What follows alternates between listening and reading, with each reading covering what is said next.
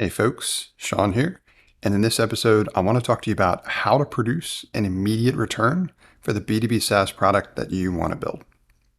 Now, in the coaching that I do, I coach a lot of early stage founders, B2B SaaS professionals, people that want to get into the space, people that are into the space, trying to grow and scale it.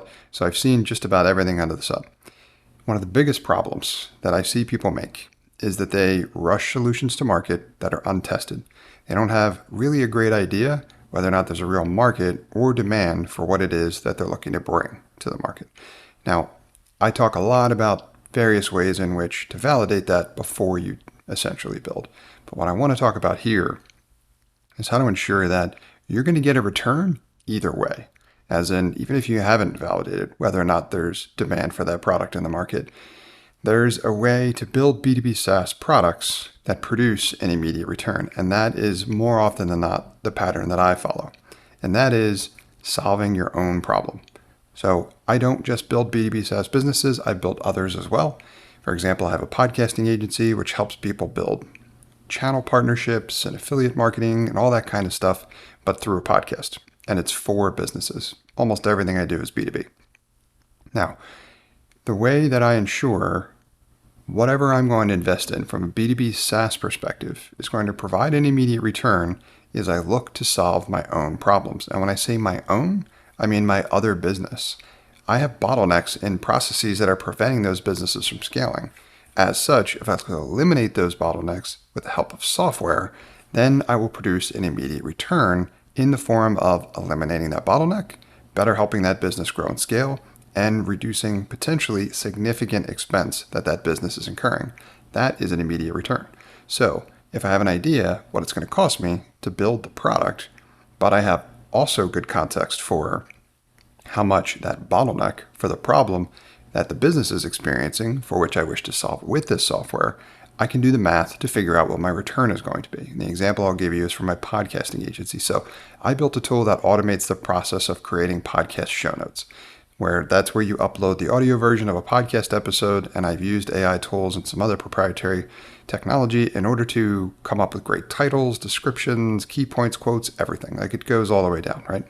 Now, the process that we were following for my business, which was a bottleneck, was we were having team members listen to each episode and produce the notes themselves, which was time consuming, error prone, and expensive. So I was spending thousands a month on that step alone. And I have an idea for how I can automate that step through software, which just so happened to also produce better results. Win-win. That's an exponential improvement. Whenever we can do that, that's always what we're looking for. Now, once I produced the software and I put that in place, I gave it to my team. My team now increases their leverage significantly. So instead of having a few people do a few episodes or a few shows, I can have even less people do 10 times more, right? Increases leverage significantly, eliminates the bottleneck, and opens us up to a whole other level of scaling. Plus, whatever I was spending before, I am going to save considerably now that I am armed with the software to solve that problem in a much better, but in particular in this way, a more efficient way. That's where the cost savings come from, and a more effective way in the element where we can produce better results. But what I'm trying to get at here is before I've even attempted to sell this product to someone else, I'm already getting a return. I know what it cost me, and I know what I was paying for the problem that I was solving via a less effective, less efficient way. When I put the software in place and I start generating those returns, that produces significant value for me. And this is an area where you can look to. If you're a business owner, then you have bottlenecks. Take a closer look at those bottlenecks and figure out how software may alleviate them, and run the economic gamut as well too. Figure out how much that's going to save you, because it could save you significantly, especially if you're solving the top bottleneck. Now, if you aren't a business owner, it doesn't mean that you can't do the same thing.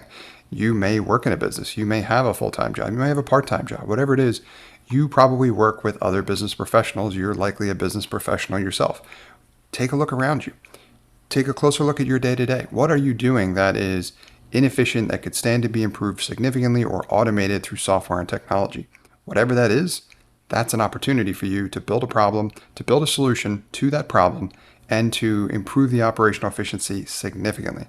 Now, you can use that to improve the job effectiveness and efficiency in terms of where you are now. You can use it to sell potentially to your employer. You can sell it to other companies like that. There's so many opportunities here. And this is how I originally got my start.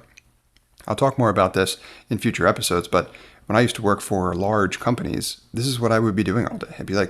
I'd be inheriting processes and I'd be finding these bottlenecks. I'd be like, this is a dumb way to do it. Why don't we automate it?